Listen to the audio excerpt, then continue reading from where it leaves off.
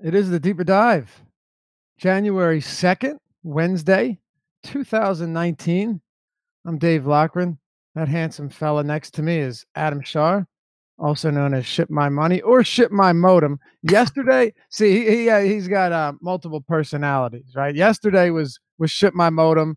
The day before that was Ship My Money. It all depends on if everything wants to cooperate. But here we are, Adam. We've got I got to tell you, I really do like this slate. There's going to be plenty of chalk value, but there's also enough value to where if one guy is going to come in at like ridiculously high ownership, there are some pretty solid fades, and I'm feeling pretty good about it. Yeah, no, I think it's a fun slate just because there's so many games. There's a lot of value, but there's a lot of just really good plays. And so for one, it'll kind of keep ownership on most guys under control. And for two, it gives you pivots. I tell you, though, I love Yusuf Nurkic, man. This guy continuously goes just unloved, you know, even at price points where he shouldn't be.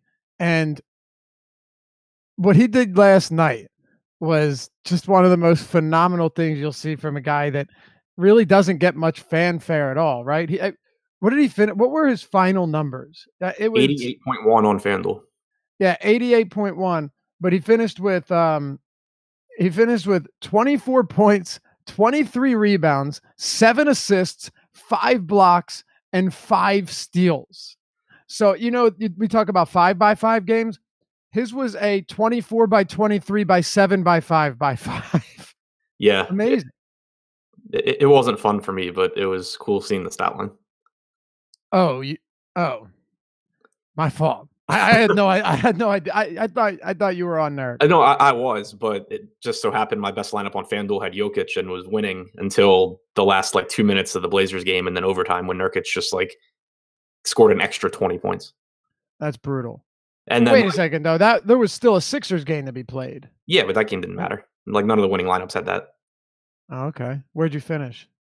100th after overtime. Oh my God. Yeah, but you should have told me this before the show to me avoid looking like a total asshole. Well, no, it was funny because I didn't know. No, I know it was funny though because I liked Nurkic a lot yesterday. He just wasn't in that lineup, and then as I'm watching my team just plummet, and I'm just in a really shitty mood, I get a Twitter notification from EMAC, and it's just a picture of Nurkic and him celebrating. Yeah, and somebody had hit us up in Slack today. They're like, yeah, Adam's love for Hield and Laffy's love for Nurkic is what put me over the top yesterday. I didn't know, but well, it's a new day.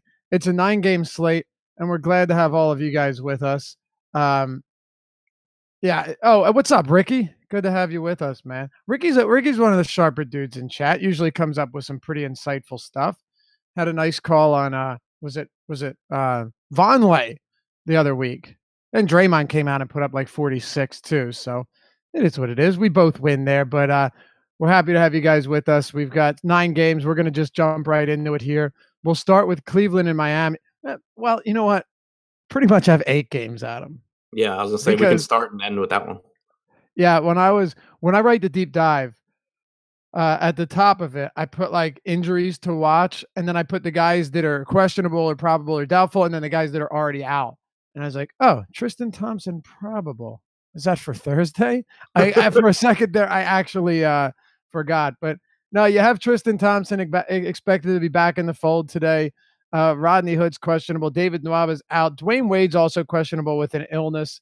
But it's kind of tough for me to get any love for this game. There's just so many good spots in almost every other game. At least one in almost every game. This one, I'm just not finding it.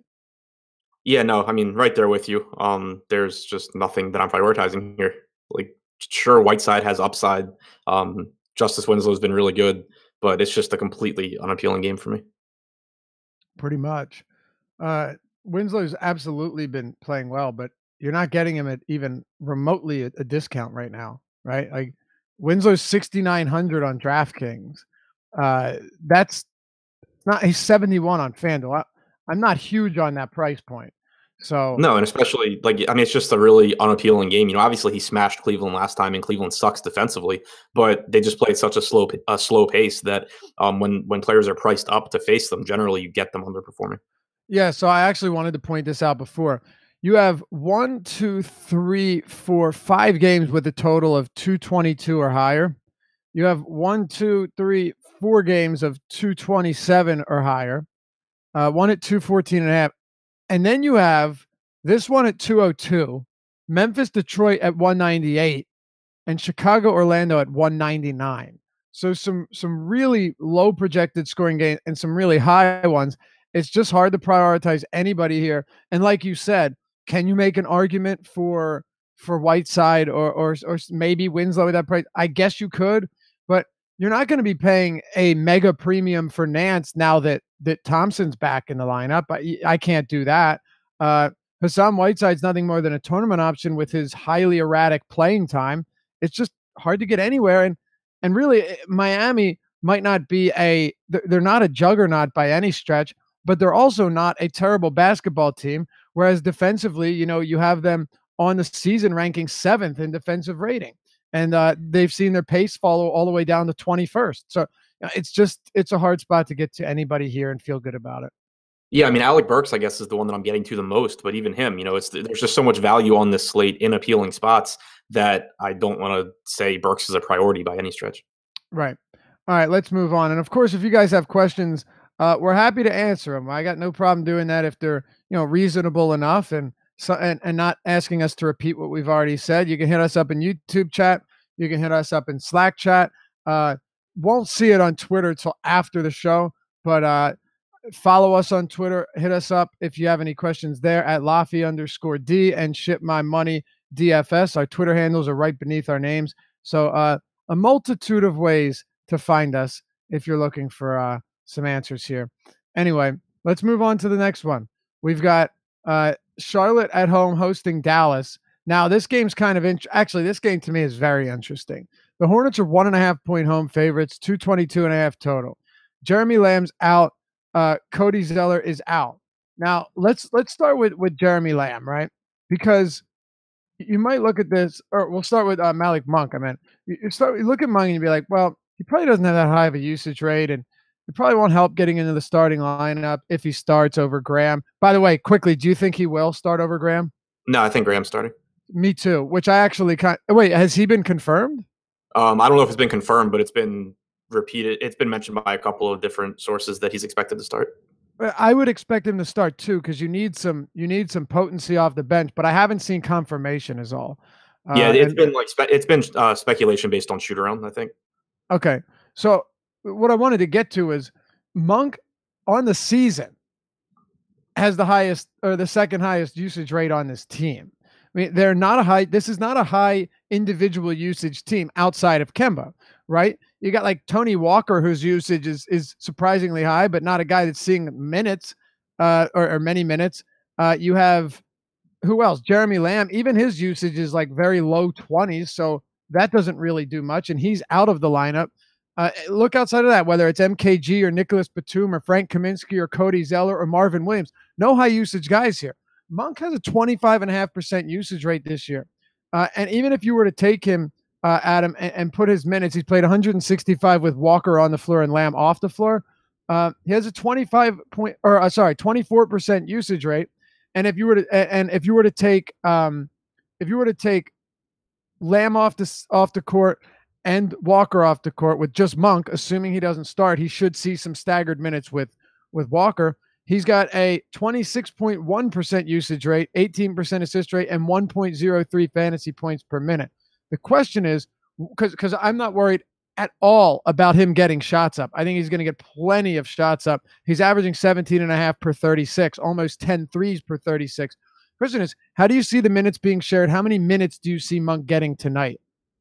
Yeah, so for one, I think it's an absolute guessing game because Charlotte's kind of been all over the place based on hot hand and matchup, all season long, and they still have bodies that can play here. Like you can get more minutes for Tony Parker.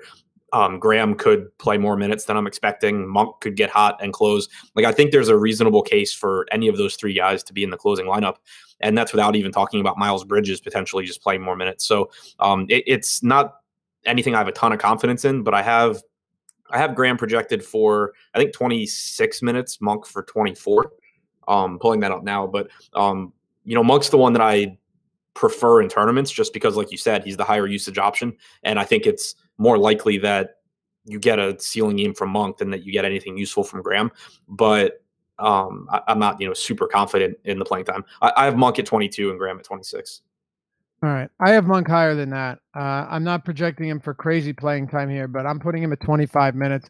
I think Monk in 25 minutes at 3,600 on DraftKings can get the job done. I'm really not worried about it, actually. Does he need to score? No question. But again, and there's plenty of value on this slate. You don't have to go to Monk. And it seems like I have more interest in him than you do, just based on the minute projection, Adam. But the way I see it is you take Lamb off the floor. You got a pretty decent matchup against Dallas. He's cheap enough to where he could do you a lot of favors in tournaments if James Borrego does decide to give him, 25, 26 minutes, especially if he gets hot. Because when you look at this team, they don't have high individual usage guys outside of Walker. Monk is a high usage guy. So for every minute that he's on the court, I at least know that he's going to be getting opportunities. And with guys like that, I'm willing to run them out there in tournaments. So. Yeah, and it's worth pointing out that even when he's played alongside Kemba this season, he has a 23.8% usage rate. So It's not like he's someone that has a high usage rate solely because he comes off the bench. Exactly. 165 minutes with Kemba on and Lamb off, 23. Right.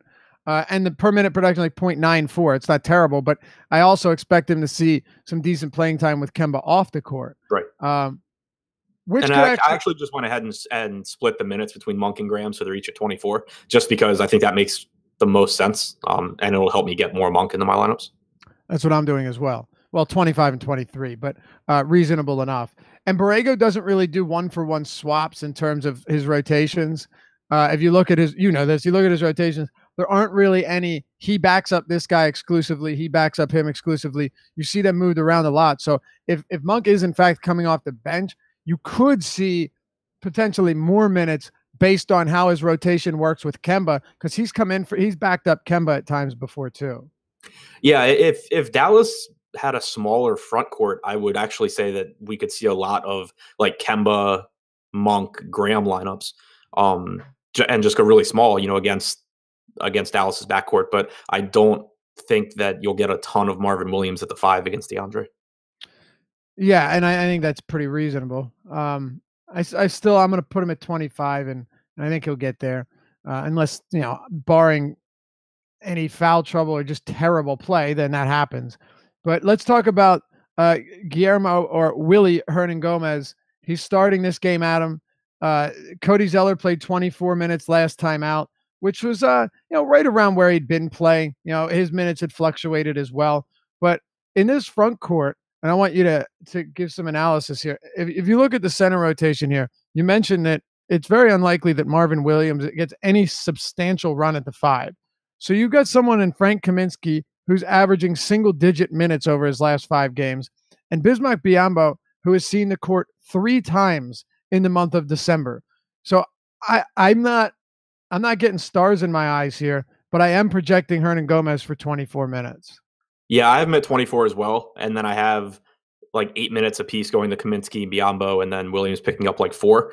The one thing that I want to put out there, though, is that Hernan-Gomez has started 1 game this season for Cody Zeller. He played like 8 minutes outside of blowout run. He started that game and then pretty quickly was just replaced with Kaminsky. Biyombo started the second half. Kaminsky played most of the minutes. I don't think Kaminsky would be the guy that I'm worried about here in this matchup, but if Jordan is just going to town against Hernan-Gomez, I don't think it would be shocking if Biyombo just kind of takes minutes. So I don't think he's like the safest play here, but he's so productive when he does play, and he's so cheap on DraftKings that it's really impossible for me to get away from him. Yeah, exactly. Another thing too is that Hernan-Gomez was, during that time that you pointed out, his minutes, he was literally getting DNP CDs throughout all of that. Do not play coach's decisions. So the reason I point that out is because you look at that, and that game was sandwiched in between playing time of 2, 0, and 4 and 0, 2, 0, 0, 0, 0. Recently, Hernan-Gomez has seen minutes of 20, 23, 14, 14, 10, and 14. My only point being that right now he is actually in the rotation, could change at any point, but you're getting a guy that's averaging around 14 minutes per game with Zeller healthy, whereas last time he was averaging 0 minutes per game when Zeller was healthy. And I think that should make a bit of a difference because Biyombo is not playing whatsoever. Yeah, no, I agree with you. It's more just pointing out that like Jordan There's could risk. just abuse him. Yeah. Oh, yeah, no question. There's absolute risk here. And it's a spot where I'm still going to take the gamble on it. And I will say this much. I like Hernan Gomez above Monk, even though Monk's chances of getting to 24, 25 minutes, I think, are still higher than Hernan Gomez just because the center rotation is wild. And Monk has many different ways of getting there and could play more than one position. But on a per minute basis, there's no question in my mind that Hernan Gomez is the guy that I'm looking to target here. And also Kaminsky during that time when Zeller was out was averaging like 18, 20 minutes per game. So there's that. But hey, Hernan Gomez averaging 1.125 fantasy points per minute. If you got even 20 minutes from him, there's a very, very good possibility that not only does he not kill you, but could at 3,800 on DraftKings could actually be a very solid play. Yeah, and that's why I just can't get away from him. He's too productive. And at that price, there's still a much higher ceiling. The ceiling's really high. The floor is not that low. For the price tag, much better DraftKings play than FanDuel play. Agreed. Yeah, not really considering him on FanDuel. I think he's 5,400. Yeah, he ended up in like 8% of the crunch I did before the show on FanDuel. Okay. What about on DraftKings? He hit my like 60% cap. All right, sounds good. So, like you said, you're accepting that you're acknowledging that there's a possibility that he doesn't get as much run as expected, but you're willing to risk it because if he does, you don't want to be without him. Yeah, exactly. Yeah, that's exactly where I'm at as well. Willie Hernan Gomez, $10 on Yahoo, minimum salary. Should you be surprised? The answer is no. Okay. I'm pretty much going value here.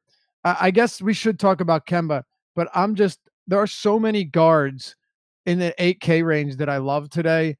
Maybe you can talk me into Kemba if this is somebody that you're going heavy on.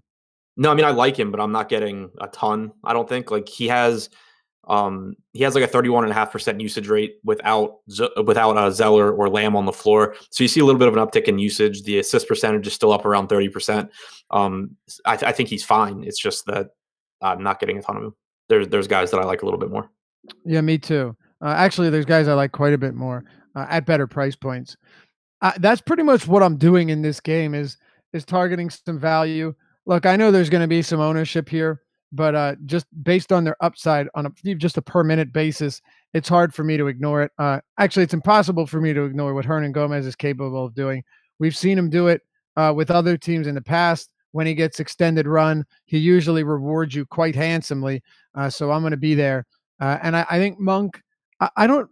So right now on our Awesemo ownership projections, we have Monk just above 20%. Where do you think he's going to come in on DraftKings at 3,600? That seems pretty reasonable. Seems reasonable. 4,600 on FanDuel is a little bit different, and we'll get to some possible alternatives there. But first, let's close this game out. Do you have anything for Dallas? I think it's a decent spot for DeAndre Jordan, but center, as usual, is just really stacked on the slate. So I can't really say I'm prioritizing him. In large part, just because all these Dallas guys tend to play 32, like 34 minutes at most, and that just makes it really tough for me to get to DeAndre. Dennis Smith Jr. is $10 on Yahoo still. That's obviously worth keeping in mind. But on DraftKings and FanDuel, it's just a really mediocre group of plays from this team. Consider this for a second, because something happened on New Year's Eve that you may never see again. Okay? I'm going to tell you what it was. DeAndre Jordan played 24 minutes in that game. He was absolutely dreadful. Maybe the worst game all around of his career. But he played 24 minutes and took 2 shots. Yet DeAndre Jordan finished the game with 6 turnovers. 6 turnovers and 2 field goal attempts for DeAndre Jordan. He had a 13% usage rate and 6 turnovers. Unbelievable. It's really difficult to do. Just wanted to point that out because I had a little bit of him in that game at 6,100, and he dashed any hopes of those lineups being decent. I should have known better. Washington and Atlanta, Adam. This game we're definitely going to spend some time on. Right now, you've got the Washington Wizards as 6.5-point favorites, a 230-point total, tied for the highest on the slate with the Pelicans and Brooklyn Nets, a game that we'll get to right after this. No John Wall, out for the year. No Markieff Morris. Obviously, no Dwight Howard. However, Otto Porter will return to the lineup. But I don't know how much that affects a lot of these guys. Let's start off with Beal, who on FanDuel has seen his price raised to $9,800. $9,800, while guys like Booker and Holiday are $86. $39 on Yahoo. And then on DraftKings, Beal's $8,600 against the fastest paced team in the league with one of the worst defensive efficiencies that allows more points than any other team and the second highest 3-point percentage. Go ahead. Yeah, I mean, I'm still getting a ton of Beal on both sites. Even though he's priced up on FanDuel, still got a lot of him there. One of my highest owned guys on DraftKings. And you mentioned that excellent matchup here against Atlanta in terms of pace and just a bad defensive team. But Beal also plays huge minutes. Like he'll probably be in the top 3 or 4 guys on the slate in terms of minutes played. He's got a 33% usage rate since the start of last season without Wall or Howard or Keefe on the floor. And he's good enough at creating for himself and at passing that even if you have Atlanta, double teaming him and trapping him, he's still going to produce fantasy points. It's just really difficult for them to really stop him. So I still think he's a really good play on both sites, even though the price tag has come up.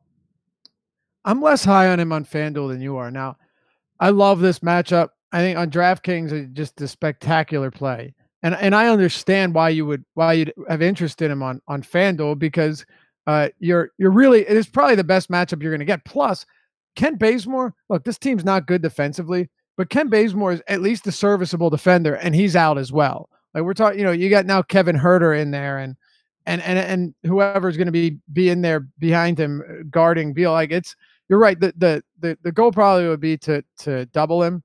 We actually saw a totally different position, but Lloyd Pierce has done that with a lot of ball dominant guys like Joel Embiid. Every time he'd get the ball in the post, they stopped him, they doubled him, sometimes tripled him, and he ended up having a bad game. Philly ended up still blowing the Hawks out because they free up everything else everywhere else, which is why we need to talk about the rest of this team as well.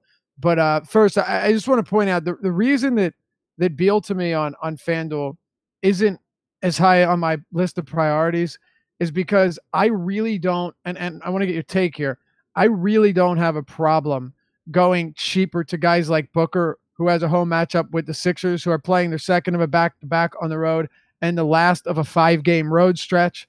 Drew Holiday is 8,600. I know Peyton's back, but this game's got a 230 total as well. And he has been one of the most consistent players in the league this season from a fantasy point perspective. D'Angelo Russell is at 7K. I get that there's risk there. Koji's at 3,900. What I'm saying is the position has a lot of value and I think underpriced guys, whereas Beal is still in play. But compared to these other guys who should be more expensive, I'm not going to get as much. No, I think I misspoke. I have Beal as he has one of my highest exposure caps at the position, but I just got my FanDuel crunch to reload, and I do have less Beal than Russell, Holiday, Wiggins, and a couple other guys. Actually, what about Booker? Because Booker's 8,600. I have more Beal than Booker. Okay, yeah, that's probably where we'll differ here. I like Booker a lot in this spot, and we'll get there later. So many good games to talk about, so many bad ones as well. We'll try and breeze through those. But Washington outside of Beal, Adam, let's get into this.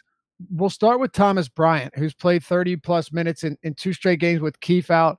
I don't see Otto Porter being back affecting him much because, as you always point out, Keefe is your backup center there, or at least was. Jan Mahimi didn't even see the court the last time this team played. Bryant played 36 minutes. His prices come up. FanDuel 6,600 is super prohibitive, but what about 47 on DraftKings? Yeah, I can't get away from him at that price tag on DraftKings, especially because he comes with power forward eligibility as well. So it's not like it's not like you can, if you play him and Hernan Gomez, that you're restricted from getting to the other really good centers on this slate because you can just play him at forward. So it's really, really site dependent for me. On FanDuel, obviously, the price tag itself is more prohibitive, like you said, and the opportunity cost is higher. So in my initial crunch over there, without factoring in projected ownership or anything, I only ended up with like 10% Bryant on FanDuel, whereas on DraftKings, I ended up with tons, 75%. So I really like Bryant here. It's obviously a great matchup, and he's playing really well. So, there's the risk. If he weren't playing well, the risk would be that Porter coming back means that Jeff Green we can allocate more Jeff Green minutes to the center position. And if Scott Brooks wanted to, you could really cut Thomas Bryant's minutes. You could keep playing Sam Dekker 22 minutes, and Jeff Green would essentially be your center. But Thomas Bryant's playing really, really well. He's a young player that looks like he might actually be legitimate. So there's no reason for Scott Brooks to be cutting Thomas Bryant's minutes in favor of someone like Sam Dekker. So I'm assuming that we still get like 32 minutes from Bryant. You get Jeff Green probably playing the other center minutes and then playing some backup minutes behind Porter. Yep, exactly. 4,700 to me is still too cheap. And it speaks volumes that Scott Brooks literally did not play Jan Mahimi last game. You have no Markieff Morris. You have no Howard. You have Mahimi, sure, but you didn't even have Porter and still decided not to play him. Sam Dekker played 22 minutes. So I expect another 30-plus minutes from Bryant in a strong spot. I don't dislike this matchup whatsoever. Bryant, sorry, what were you going to say? No, I was going to say, if Mahimi does play, I think that the most likely thing that happens is that Bryant still gets his. Mahimi takes those backup center minutes. Jeff Green plays like all of his time at the 4, and you take minutes away from Dekker and Troy Brown. Right. Like even if Mahimi plays, I think that it affects Dekker and Brown more than it affects Bryant. Right. And look, Bryant is not the most athletic big out there, but the pace of play still positively affects somebody like him, where you're seeing additional opportunities to rebound and to get putbacks and easy buckets around the rim. Just more possessions overall makes you a more enticing play. He's actually been blocking shots quite well lately. Anything else for Washington? I want to talk a bit actually about Ariza, who, yes, Porter's back. His prices come up, but he's still sub 6K on DraftKings. And I just expect Scott Brooks to continue running Ariza into the ground. I agree with you. And, we talked about teams kind of scheming to try and take Bradley Beal away. One impact of that, and it's something that I think you and I had actually talked about and said that it would probably happen, and then Scott Brooks has even mentioned it when talking about how teams are attacking Bradley Beal, is that Trevor Ariza is taking on a bigger role as a facilitator. And he has a 16% assist percentage. Mm-hmm. In this situation so far. He's still playing huge minutes. It's a really appealing matchup. Obviously Trevor Ariza is not a guy that you're ever expecting to go out there and give you like 50 plus fantasy points, but I do think that we should expect a more productive Trevor Ariza under these circumstances than we're used to, because you look at, at the teams he was on before, he's playing with Houston. He has no role there where he needs to be picking up assists or doing anything other than shooting threes. Same thing really for Phoenix when you're talking about playing alongside Devin Booker. Now you have him as a guy that actually needs to do some playmaking, and I think that it gives him a little bit higher floor, a little bit higher ceiling than we're used to. Right, I'm with you. And I like guys when I know their coach couldn't care less about keeping them fresh. I mean, there's no reason to. That's why they brought him over here. Even with Porter back, I'm expecting another 38 minutes in regulation for Ariza. And to me, that's good enough. Also, Ariza is a guy that when he's knocking down threes, and he's attempted 8+ threes in 3 straight games, this is a really, really favorable matchup, because this is an Atlanta squad that allows the second highest 3-point percentage to opponents, a 10th of a percentage lower than the worst team in the league. And John Wall's last game was on the 26th. Ariza has taken 18 threes in those 2 games that Wall has been out. So I like him here.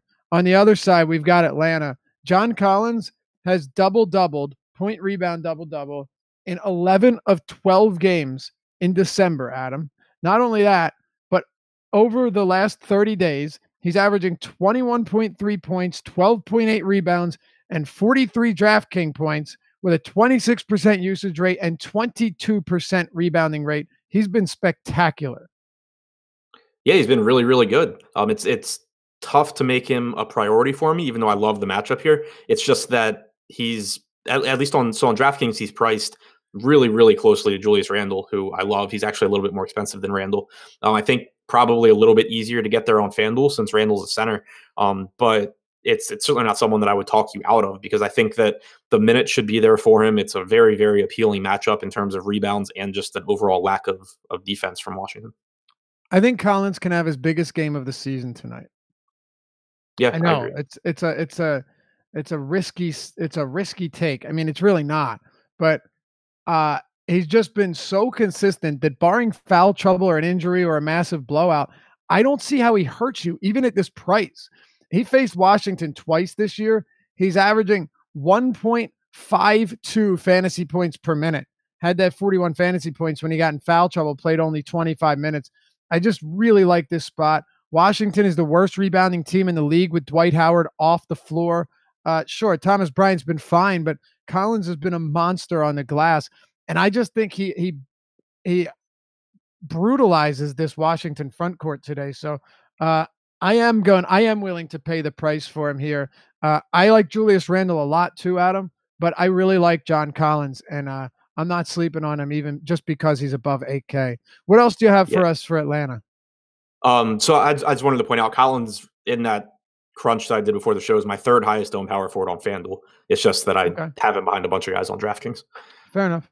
Yeah, and so the rest of Atlanta, it's not a ton of stuff I love. I mean, it's a good spot for them. It's just that on this particular slate, with so many guys out, you have entire teams that are underpriced, and with guys missing. And obviously, Bazemore and Prince are out here, but Prince has been out for a while, so you've seen price tags come up, and Atlanta just runs a very deep rotation. So I don't have an issue with like a DeAndre Bembry, but he's not someone I'm getting a ton of.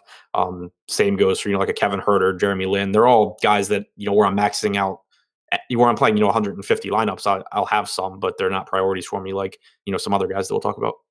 Yeah, I think I'm with you there. I do want to say that Collins is Dwayne Dedmon to me actually makes for a really quality tournament option on DraftKings. I think he'll be entirely overlooked, and that makes him interesting, especially with power forward eligibility, because before he went down with that injury, he had 2 monster games. One of them was plagued by foul trouble, and he still dropped 39 in 29 minutes. Granted, Alex Len was not there, but if Dwayne Dedmon gets off to another good start, I could see him playing upwards of 30 minutes again based on how well he was playing. And to reiterate, it's a really bad rebounding front court for Washington, an undersized and undermanned front court that I think Dedmon can do damage against. It's a risky play. I would have low exposure to him, but I also want to have at least a piece in the event that he does happen to pick up where he left off before that injury. Yeah, I mean, it's a good spot. All right. Anything else? Yeah. So what are you? I haven't seen news on it, but what are you doing with Otto Porter? Here's what I'm doing with Otto Porter. I'll keep it simple, and then this is what I'm doing. By the way, he's playing. He is active. Yeah. I just hadn't seen anything on minutes. Limited to 20. Yeah, limited to 20. Yep. Yeah. Okay. Which just makes me like Ariza even more. But I'll tell you, even if Porter wasn't limited, I think at least on DraftKings where they're $400 separated, I would still go with Ariza, even so, just because the minutes are going to be there, and he's actually been pretty productive since coming to Washington. What are you? Yeah, I had Porter projected for 30 minutes, and I was getting a ton of both. But if he's playing 20, then we don't need to talk about him. Okay, fair enough. Let's move to Brooklyn and New Orleans. This is why this slate is fun. We've got a few really good games here. Pelicans 1-point favorites on the road. 230 total again here. So that is another high one. Tied for the second highest on the slate with the one we just discussed. We could start wherever you want. I think let's start with Brooklyn and get this team out of the way first. And talk to me about how you see this front court rotation playing out with Rondae Hollis-Jefferson sidelined. Ed Davis was out for rest. I fully expect him to play and see some more minutes than he'd been playing.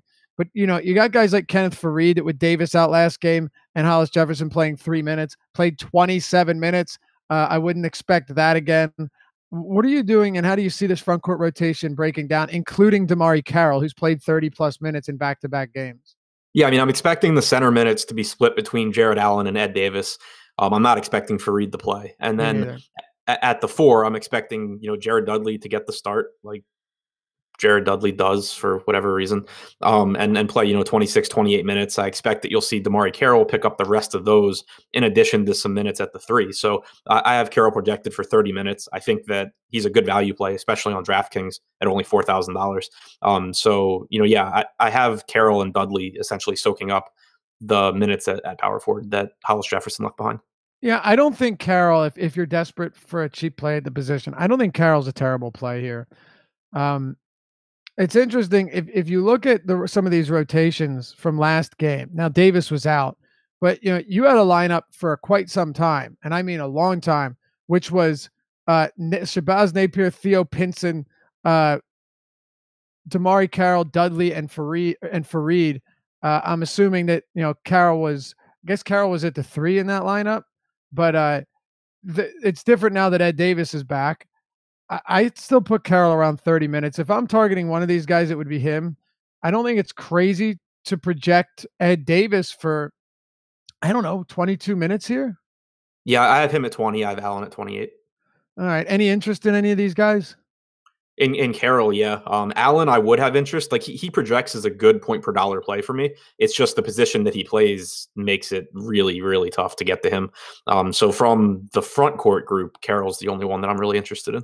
Yeah, I can't get to Allen just because that floor is so low right now, and the minute totals are fluctuating so much. Even with Hollis Jefferson out, Hollis Jefferson played 3 minutes last game. I know it was a blowout, but Allen played 21. He played 17 minutes the game before. I can't do it. I'd rather go to Thomas Bryant, even at higher ownership. Right. Yeah, Carroll would be my guy here. I think he's probably your safest bet for minutes and to not burn you. Aside from that, D'Angelo Russell, it's always difficult to predict which one of him or Spencer Dinwiddie is going to have the game, but I am leaning Russell here over Dinwiddie. They're both two of my highest owned guys. Okay. I think they're too cheap on both sites for the upside that they bring in this matchup. Right around $7,000 each on FanDuel and on DraftKings, with shooting guard eligibility. Like it's just really tough for me not to like them. You can kind of mini game stack here as well. I have them both projected for 32 minutes. I think that, obviously their minutes fluctuate and you could get anywhere from like 28 to 34. But I think that gives us, a pretty good median projection. And over the last month, you're looking at 31% usage and almost 38% assist percentage for Russell, 29% usage rate for Dinwiddie, and almost a 35% assist percentage. Like they've just been so productive. And it's such a nice spot here against New Orleans that I'm just getting a ton of them. All right. Yeah. I really like Russell here and have no problem with Dinwiddie. It's just I guess my gut's telling me go heavier on Russell today. That usually doesn't work out because you have no idea. Yeah, I mean I have more Russell than Dinwiddie, at least right now, and that's kind of how I always am. But I think that they're really actually on FanDuel I have more Dinwiddie. It looks like. Just to be clear, you're not playing either of these guys. You're not playing them in the same lineup, are you? On FanDuel, I'm fine with it. I also have it set so that I run it back with Davis or Randle or Holiday. I just have trouble with it because with 4 games with massive totals, and I'm expecting to see huge fantasy totals. I think they cap each other's upside enough to where I'm not sure I want to go there. Yeah, I don't think I'm doing it on DraftKings because DraftKings just has so many underpriced guys today that I feel like the opportunity cost is too great for me to take both of them. But on FanDuel, where the pricing is tighter and there's just less spots that I'm really in love with, and they're actually priced even better. Like they're basically the same price on FanDuel as on DraftKings. They're just so cheap on FanDuel that I'm fine playing both of them. Right. No, I get it. Yeah, in a spot like that, you can have capped ceilings, and it doesn't matter when they're cheap enough. Right. When you're paying a premium, it's a totally different story. On the other side of this game, Drew Holiday, I say it a lot, but he's just been remarkably consistent. And you don't hear so much about him, but if you look at just his production on the season, right? He's having his best season as a pro, not just with the Pelicans, but ever. From a fantasy perspective, Drew Holiday's averaging, almost 44 DraftKings points per game. The best he's ever done is 37, right? His per 36 is everything. his minute totals. He's playing more minutes in the league than anyone not named Anthony Davis on the season. Huge minutes. I get that Elfrid Payton's been out, and we'll talk about that. But still, Holiday's just been so unbelievably consistent. He's posted 40-plus DraftKings points in 13 of his last 15 starts. His minutes are through the roof. He's facing a Brooklyn backcourt that does nothing to scare me. And he's 83 on DraftKings and 86 on FanDuel. And again, that has a 230 total and a 1-point spread. I don't see him as a priority because I really like this position, but I'm not sleeping on Holiday in this matchup just because Anthony Davis is going to play. Yeah, I mean, I agree with you. And it's site dependent for me. I'm getting quite a bit of him on FanDuel. And I think that's in part because of the rule that I set to pair the Nets guys with one of the three main guys from the Pels. And the price difference with Beal, too. Right. Yeah, exactly. On DraftKings, it's just kind of all becoming Bradley Beal. Mm-hmm. And I imagine that unless I force Holiday in because of ownership, I'll just end up on Beal there. Right. No, and that's pretty much the take I'm at, the place I'm at as well.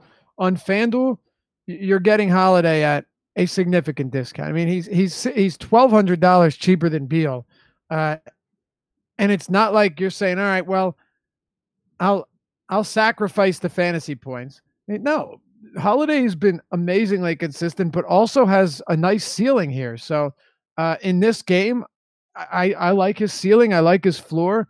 How do you see Elfrid Payton affecting this rotation with his second game back? Yeah, I mean, I still haven't seen anything on his minutes. He played about 24 last game. I projected him for 28 here, which gives me a little bit of Payton, but not a ton. Not enough to ruin my night or anything like that. I expect that you'll still see Frazier essentially play most of the backup point guard minutes. And Payton's kind of not that appealing. Yeah, exactly. Someone said, I heard Cat could come off the bench. Did anyone hearing this? Definitely not hearing that. I hadn't heard that. Maybe it was the Pels beat writer that thought Anthony Davis was just coming off the bench on New Year's Eve. Yeah. Davis made sure he wasn't going to close out 2018 before, doing us all dirty. I'm trying to keep it PG here. What a son of a bitch, man. I had none, so it was kind of fun.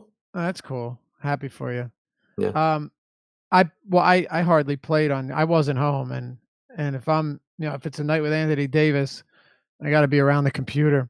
But I mean, the news broke? What was it? When was it reported? A minute before that game tipped off? It was 2 minutes before the game started. Right. So even so, you'd have a pretty tough time making any significant adjustments.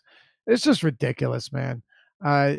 Not just injuries now, but his immune system's wearing down, and he's watching the game from the toilet. Who knows what's going on? But I still like him today, and I always love playing Anthony Davis in games after he's let a lot of people down. Right after he's just screwed a ton of people. If he's probable to play, and he's going to be on the court or expected to be, I still have a ton of interest in. The reason is simple. Is the risk playing Anthony Davis? Yeah, as we saw a couple weeks ago, certainly is. As we saw on New Year's Eve, yes, there absolutely is. There's also a guy that, over the last month, 1.67 fantasy points per minute. Like, he's nuts, right? He can give you 80-plus fantasy points on any given day, and he's facing a Brooklyn front court that's going to be deploying guys like Jared Allen and Dudley and Carroll and Ed Davis to stop him. I just don't see any personnel, anyone on the Brooklyn roster that can even slow him down remotely. I mean, if Davis plays his full allotment of minutes, and mind you, despite all of these injuries this year, he still leads the entire league in minutes. This is a spot where he could go nuclear. Yeah, no question. Obviously a really, really good spot. Getting more of him on FanDuel than DraftKings just because of roster construction. Like, I still have a good amount of him on DraftKings, but on FanDuel, where Julius Randle's a center and less appealing, and obviously you can drop a guy, and Davis is a little bit more valuable because of the the defensive stat upside that he brings. I'm getting more of him there. DraftKings, where Julius Randle's a power forward and he's almost $3,000 less expensive or $4,000 less expensive. You get really, really good upside from Randle too. So I like Davis a ton. Like I said before, I think pairing him with Russell or Dinwiddie gives you a lot of upside in tournaments. Right. Yeah, I'm with you, and I just feel like there are a ton of different ways to go here, but there's no question that Anthony Davis, even at this price point, has the matchup. I don't want to say second to none. He's faced some pretty bad teams, but and there's no way that Brooklyn's going to be able to handle him. The only one that can slow Davis down here is Anthony Davis, really. So it's a really good spot. I like him. I don't think he's a must play because there are some mid range guys. Well, not mid range, but like we'll get to Cap. We got talked about a lot of these high 8K guys, low 9K guys that are really really good plays. But I like him quite a bit. We're going to get to some housekeeping notes here after this game, but round it out for us, Adam. What do you have here that we haven't talked about? We need to get to Julius Randle. Yeah, I mean, Julius Randle, it's a great spot for him, just like it's a great spot for Davis. And the price tag on DraftKings is still just way too cheap, I think. Like you should still get 36 to 38 minutes from Randle, even though Davis plays. I think that maybe Okafor doesn't play or Solomon Hill loses minutes, but I don't expect Randle to really lose minutes here. He's just been too good, and Mirotic is still out. So there's really nothing for me not to like about Julius Randle in this spot. I love him as well. However, I actually like John Collins ahead of him at a comparable price point on DraftKings. You like Randle a little bit more than Collins, right? Yep. Okay. Some housekeeping notes before we move on to two terrible games and then get to some more good ones. We've got some interesting news here. Jimmy Butler, he's out. He's not suspended after grabbing Avery Bradley by the neck, but he is out with an illness. By the way, Bradley never should have been ejected yesterday. That was so ridiculous. I don't think either of them should have been ejected, but you get what you get. And now he's out. So Butler out. We'll get to Simmons and Embiid later on in the show. That just got kind of interesting against the bad Phoenix defense. But we also have Dion Waiters available to make his season debut. No one cares. You shouldn't care. Dwayne Wade is out with an illness. Devontae Graham is starting for Jeremy Lamb, as Adam and I had expected to be the case. That doesn't change our analysis. We were projecting that to be it anyway, so that's good. And then, as we noted, Otto Porter is going to play 20 minutes or limited to 20 minutes off the bench. Although when it comes to Scott Brooks, he could play all 48 minutes. That's weird to get an actual minutes limit from Brooks. Yeah, we'll monitor his minutes, right? That's what you expect. All right, let's move it on here. And of course, that news we'll revisit once we get to the games we've yet to touch on. Did you mention Hood was in? Yeah, or no? Did I forget that? I may have forgot that. Yeah, I think I did. Rodney Hood is active. Good call. Yeah, so that makes Cleveland even less appealing than they already weren't. Right, pretty much off the board, actually. Yeah. Chicago at home against Orlando. This game has the second lowest total on the slate at 199. Magic are 1.5 point favorites here. Start wherever you'd like, and we'll try to get through this one expediently. Yeah, the centers are kind of appealing. Vooch, obviously, it's a good spot for him. He's really, really, really good. But it's also just kind of a really unappealing game. Center's really stacked. There's a ton of value at center. So I'd be lying if I said that I was prioritizing Vooch. You get some value guys here if you wanted to be different. Like Jonathan Simmons is not expected to play, so you probably get around 30 minutes from Terrence Ross. You get 34 from Evan Fournier. You should probably get 30 from Jonathan Isaac. But again, just not a very appealing game. Not guys that I'm recommending you just start smashing in the lineups over the more popular Washington plays or anything like that. Right. Yeah, me neither. I think Augustine's an interesting play here. He's $4,300 on DraftKings. He's played 35 plus minutes in regulation in 2 of his last 3. He didn't against Toronto, but that was a blowout. He's gotten to the line 24 times over his last 3 games and is playing quite well. Could it just be all a mirage? Sure, but he's cheap and he's going to have no ownership on a night with so much value. So I think Augustine's actually kind of interesting in a good matchup.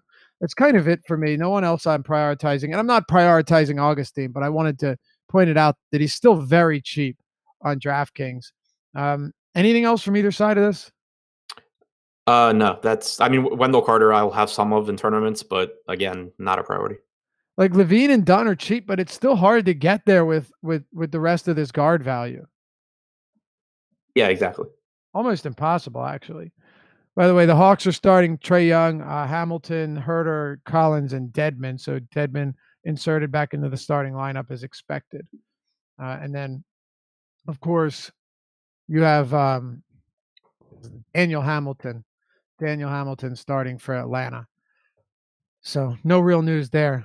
No real news in Memphis and Detroit either, Adam. This game's got a sexy 198 total, the lowest on the slate. Memphis favored by 6.5 points at home. If this game was wiped entirely off of this slate, off of the schedule, I wouldn't even notice, I don't think. Yeah, I mean, the price tags for Conley and Gasol, like they both look good to me on DraftKings, but with Good luck getting them into your lineups. Yeah, exactly. The price tag on like a lot of guys looks really good on DraftKings. So, yeah, if I get some, I get some. Right. On a different slate, I think you could see Conley being a very good play. But it's hard for me to pay for I don't even want to say pay for because he's not that expensive, but to play him when you just know that there are similarly priced guys with much higher ceilings, and you're going to need that on tonight's slate. Yeah, exactly. Yep. The lack of possessions is going to hurt you here. I mean, you're talking about a Memphis team that averages less than 96 possessions per 48. That's crazy. And Pistons are at 100. So, you're looking at what? 195 possessions in that game, average, right?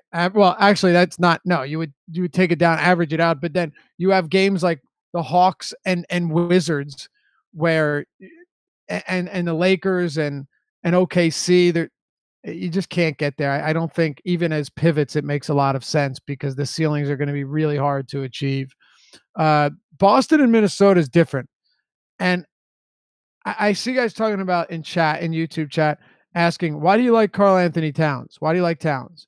Well, first of all, Boston is favored by 6 points at home, 214.5 total, so nothing spectacular here, but that's to be expected.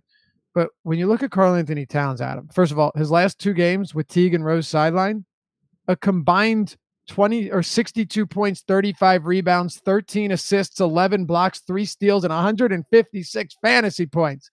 He fouled out of both of them with less than a minute to go, still played 74 combined minutes.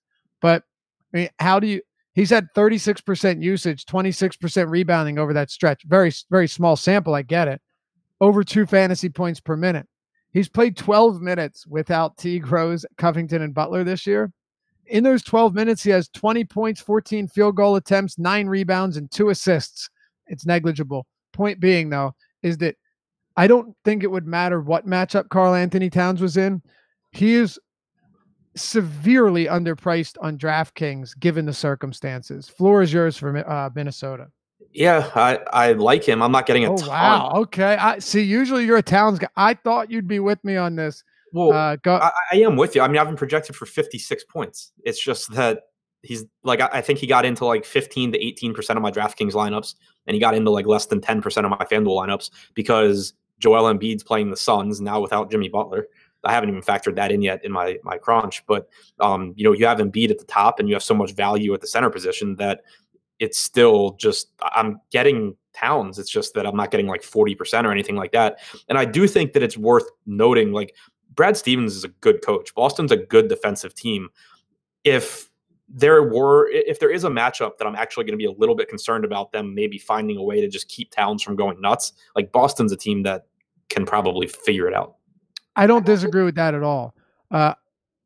I do, however, think that he's probably going to play 40 minutes tonight. Yeah. No, I mean, I like Towns. It's literally just that I haven't projected for 56 points and he's not getting in a ton of lineups. Right, which is kind of crazy. And we'll get to Joel Embiid in a second. I do have some concerns that he's playing a second of a back-to-back on the road, was dealing with knee soreness. Looked fine yesterday, don't get me wrong. We'll talk about that. But my point on Towns is that at that price, 9,600, it's just a crazy, crazy, crazy cheap price point on a guy that has massive upside. Legalized says, take a bong rip every time Laffy mentions that someone is too cheap on DraftKings. Kind of my job, pal. kind of my job to talk about guys that are underpriced. Otherwise, would be doing you a disservice. But go ahead, get high. Anyway, yeah, I just think he's too cheap, right? Legalize. Now you raised plenty of good points, and I think based on the amount of depth, not only at the position but just in this price range, I don't think I'll have a ton of anyone. Meaning, I expect to set caps lower than usual on a bunch of these guys simply because I see 8 other guys in their price range that can, match or exceed their points. But I'm still going to have some Karl Anthony Towns tonight. With the highest usage guy off the court in Rose, and then another facilitator off the court in Teague, there isn't much room for anybody else outside of like Tyus Jones. Over these last 2 games, Towns has a 30% assist rate. So now he's involved as a facilitator as well. God, there's just a lot here that I like. But let's move on. Talk about the rest of this Minnesota team.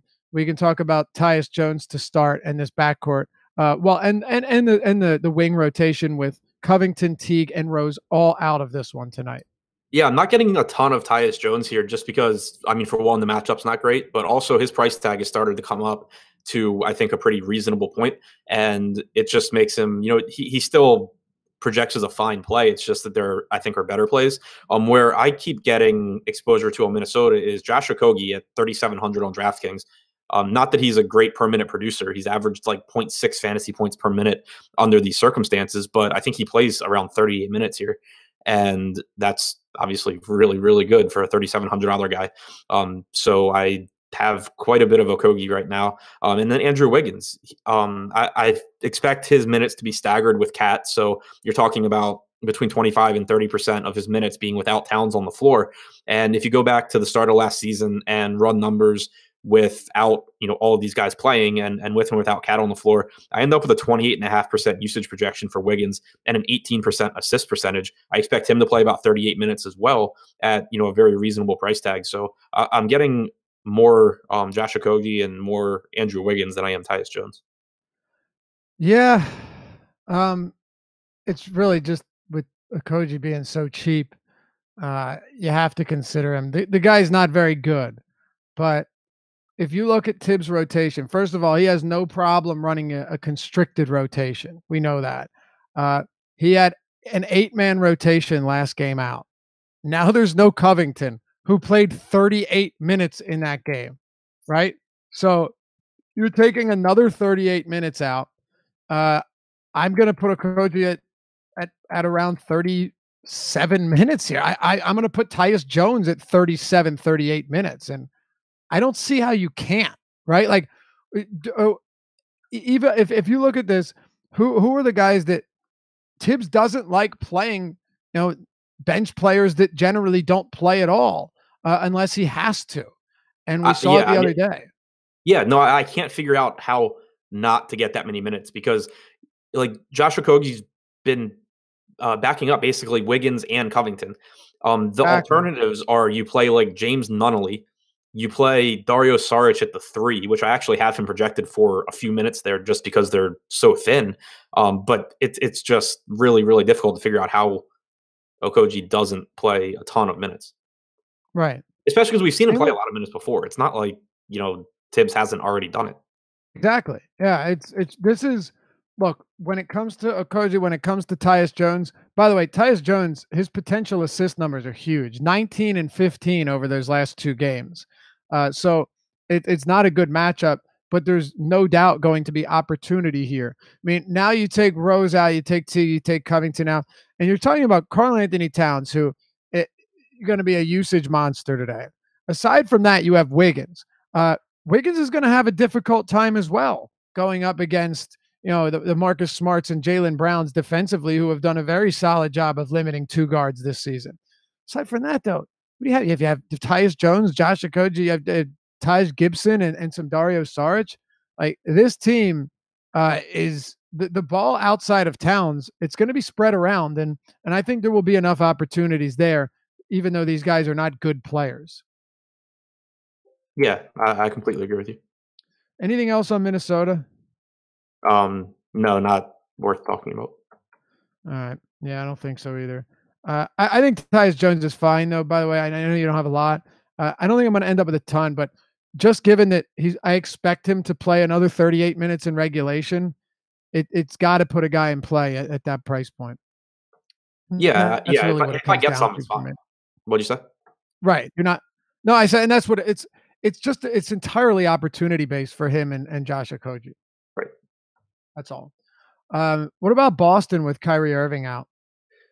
Site dependent with Terry Rozier. I expect him to play 32 to 34 minutes here. He's only 4,300 on FanDuel, which makes him a really, really appealing play from a point per dollar basis. On DraftKings, where you have the entire Wizards team underpriced and you have Rozier actually priced basically for Kyrie to be out, it's not as appealing. Don't have nearly as much there. Marcus Morris is actually popping for me on FanDuel.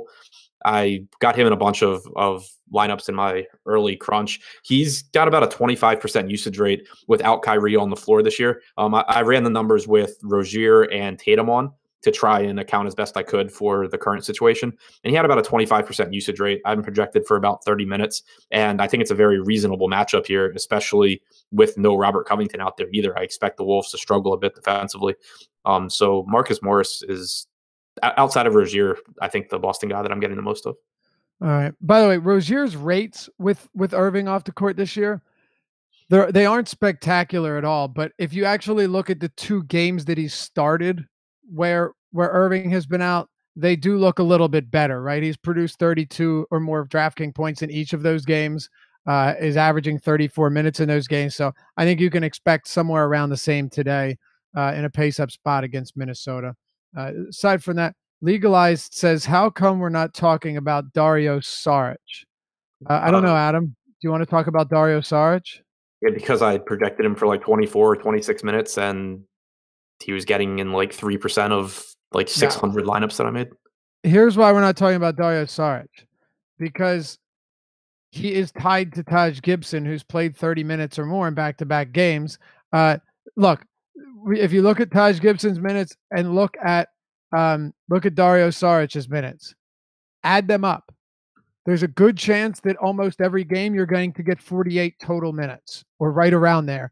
That's because he's going to back him up, and Taj Gibson's active tonight, Adam, so it doesn't really matter what happens with Saric.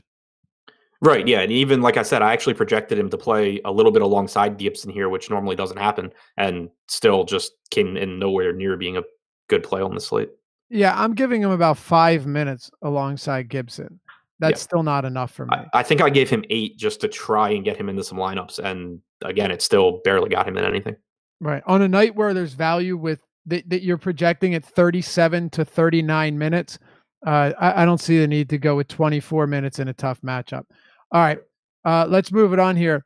2 more games to go. Before we do this, I do want to let you know that if you want to check out awesemo.com for an entire week free, all you have to do is go to our homepage, awesemo.com, click on Join Now, and after you do that, select your plan. Make sure to include the Fantasy Cruncher add-on so you can see everything that we have to offer, from the deep dive article to the projections to Awesemo, Alex Baker himself's rankings, the lineup builder, our ownership projections, and a whole lot more that I don't have time to talk about. All you have to do that, select the plan, and when you're about to check out, enter the promo code Deeper Dive, one word, Deeper Dive, bottom right corner of your screen right now, and you get a week free of awesemo.com subscription, content, everything behind paywall, and you don't have to pay a thing. So check it out. Use the promo code Deeper Dive. We hope to see you over there. All right, Adam, Philly, Phoenix, no Jimmy Buckets. He's out with an illness. Second game of a back-to-back. As I said, the 5th of a 5-game road stretch, and then they come home. What are we doing here? Yeah, so I mean, Butler being out, you get since the Jimmy Butler trade without Butler on the floor, Embiid has a 36% usage rate, 22% assist percentage, 22% rebounding percentage. Absolute monster. You get him, getting the ball in the post more, which is something that he's been complaining he's not getting enough of. It's a matchup against DeAndre Ayton, who, while he has been a better rebounder lately, it's still not concerning as far as expecting him to slow down Embiid. You mentioned the knee injury, and it's something that people were talking about in chat on the morning show with Josh this morning. I'm not really that concerned about it. Like it never seemed like it was a real issue. They said when he sat out that game that it was basically just them being cautious. Cautious, And yeah. and then he was the game time decision yesterday. But if you saw the pictures that were coming out on Twitter, basically from 2 or 3 hours before tip, it never really looked like there was any question. Like he was sitting there, on the court watching film, and then he's getting a back massage, and then he's practicing, and then he's playing. Like it just doesn't seem like it's anything they're really that concerned about. And if he plays, I have no reason to think that he's on any sort of minutes restriction. So I'm just proceeding as if he's playing without Jimmy Butler, which makes him an absolutely phenomenal play. Yeah, I mentioned the same thing on the early bird with Dan today, that it was actually we recorded right at tip off for last night, but it mentioned, look, if Embiid plays, I'm going to do nothing but assume that this was basically a maintenance day with knee injury as, just an excuse, right? Um, but what I am saying is he is a big man that played 35 minutes last night, and then is traveling to Phoenix. Of course, not a long trip, but still traveling on the road on the West Coast game after playing 35 minutes. But given the matchup, given no Butler, I'm willing to ignore that. Now, if Butler was playing, I don't think I'd have any Embiid today. I wasn't getting much on. I haven't rerun my crunches without Butler, but I wasn't getting a lot on DraftKings again because of just how pricing is there. He was still my highest owned center on FanDuel though. All right, I think Simmons is a very interesting play as well. I know he will be tough to get to, but in tournaments, this is an interesting play. He is not overpriced. He's actually taking more mid-range jumpers. I get it. It's ugly, but it's going to open his game up, and it's going to make his life easier if he actually continues to do that. Not that I'm factoring it into tonight. You kind of can't. But real triple-double upside here. It's a good matchup for both of them. Korkmaz should be expected to get a significant run here, so consider that. He is $3,400 on DraftKings, and on FanDuel, Furkan Korkmaz is $3,600. And then on the other side, I mentioned it earlier, but I really love Devin Booker. We've seen Philly get hammered by shoot first, ball dominant guards. Booker did it earlier this season. Monster numbers since returning from injury. And I like him catching the Sixers on 2 games in 2 days. Yeah, I agree with you there. I also like DeAndre Ayton. Just we talked about it yesterday or the day before. He's just been absolutely phenomenal lately. He's rebounding better. The price tag really just hasn't caught up to the 1.3 fantasy point per minute production that we're getting in the 34 to 36 minutes a game. All right. Anything else on this one? No. All right, let's close it out. Lakers and OKC. Live before lock coming up next. Those boys will take you up till 7 p.m., so don't go anywhere. We've got a 229 total. Oklahoma by 5.5 points. Westbrook and George here. I like both of them. Don't know how much I'll get of either, but I like them. Aside from that, not coming in heavy on anyone from the Lakers, actually. Yeah, it actually really concerns me how little of this game that I have. Me too. I'm with you that I like Westbrook. I like George. I like George more just because he's a lot cheaper than Westbrook. And over the last month, he actually has a slightly higher usage percentage than Westbrook. He has a slightly higher per minute production rate, and they both will play, around 37 to 38 minutes. If you want to get into the narrative, it's a homecoming game for both of them, so I don't think that gives an edge to either one. And George plays the weaker position at small forward, so I expect that I probably will have more George than Westbrook. And then on the other side, Lonzo is too cheap on FanDuel. He's much better priced on DraftKings, so I'm getting a lot more of him on FanDuel. Kyle Kuzma, I'm actually getting a lot of. I expect him to play 38 minutes here. Usage rate's been through the roof. And it's obviously a really fast-paced game. But, outside of Kuzma and then some ball on FanDuel, I'm not getting a lot from the Lakers. Yeah, it's tough. I just don't see the price points being at a spot where I can really get a lot of them. Westbrook and George, just because of the upside in this particular spot, are going to be on my radar. But I'm not prioritizing either of them. I just don't, as you pointed out, don't want to not have any of them because that could end up being real bad. Kuzma right now is my highest owned power forward on FanDuel. Okay, there you have it. All right, live before lock coming up next. As always, we appreciate you guys watching. This has been the Deeper Dive.